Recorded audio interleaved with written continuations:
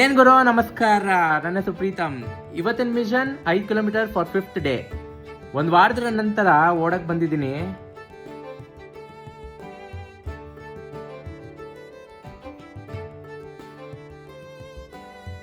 ಸ್ವಲ್ಪ warm up ಮಾಡ್ಕೊಬಿಡೋಣ first, ಯಾಕೆಂದ್ರೆ ಆಮೇಲೆ ಬಾಡಿ ಪೇನ್ ಬರಬಾರ್ದಲ್ವಾ.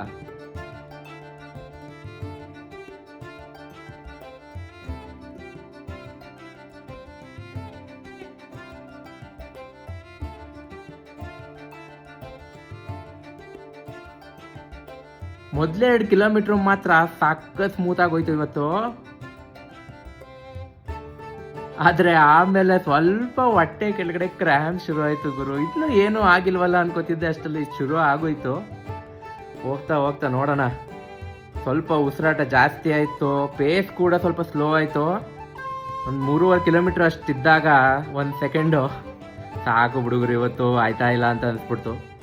ಇದೇನು ನನ್ನ ಫಾಸ್ಟೆಸ್ಟ್ ರನ್ ಅಲ್ಲ, ಪರ್ಫೆಕ್ಟ್ ರನ್ ಕೂಡ ಅಲ್ಲ.